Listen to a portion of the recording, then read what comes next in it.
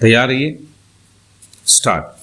महोदय, भगवान बुद्ध ने अपने शील में इन सभी गुणों पर यथोचित बल दिया है और व्यवहार की दृष्टि से उनका विवेचन किया है।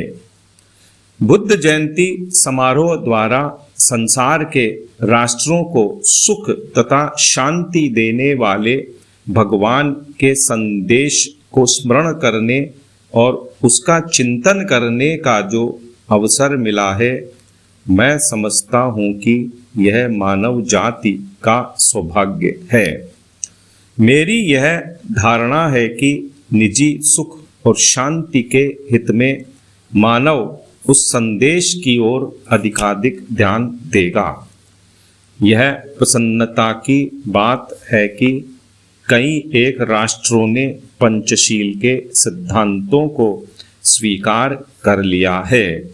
इस सिद्धांत पर आचरण द्वारा पारस्परिक मतभेद निसंदेह कम किया जा सकता है और राष्ट्र बल प्रयोग अथवा युद्ध से मुक्त हो सकते हैं। भगवान बुद्ध का समस्त जीवन, उनके सार गर्भित प्रवचन और उनका संदेश प्रत्येक व्यक्ति के लिए उपलब्ध है। कोई भी व्यक्ति उनसे लाभ उठा सकता है और अपनी आत्मा को उन्नत कर सकता है।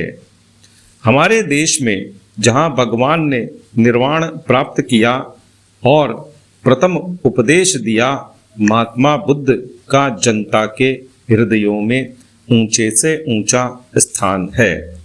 प्राचीन परंपरा के अनुसार भारत के लोगों ने उन्हें कालांतर में ईश्वरीय अवतार का पद दिया था और इस देश से बौद्ध मत के लुप्त हो जाने के बाद भी विष्णु के रूप में उनकी पूजा बराबर होती रही।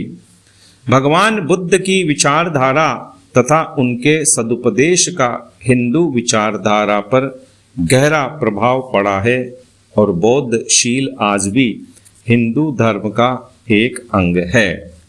मैं विनम्रता पूर्वक एक और बात कहना चाहूँगा। भगवान बुद्ध ने इसी भूमि में निर्वाण प्राप्त किया और यहीं उन्होंने धर्म प्रचार की व्यवस्था की।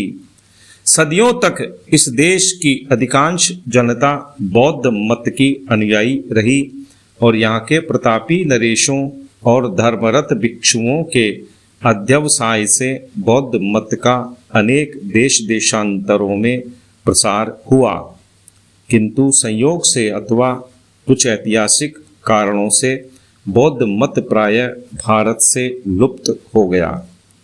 यह सब होते हुए मैं कह सकता हूँ कि 2000 वर्ष की इस समस्त अवधि में भगवान बुद्ध के प्रति यहाँ के लोगों की आस्था तथा श्रद्धा बराबर रही। विश्व के इतिहास में शायद और कोई ऐसा उदाहरण नहीं मिलेगा। मुझे कोई भी दूसरा देश ऐसा दिखाई नहीं देता जहाँ कोई अवतार हुआ हो और समस्त जनता कुछ समय तक उसकी अनुयायी रहकर किसी अन्य मत को अपना चुकी हो, परंतु फिर भी उस देश में उस अवतार का वही आदर और उसके प्रति वही आस्था की भावना बनी रही हो जैसी भारत में भगवान बुद्ध के प्रति हजारों वर्षों से रही है।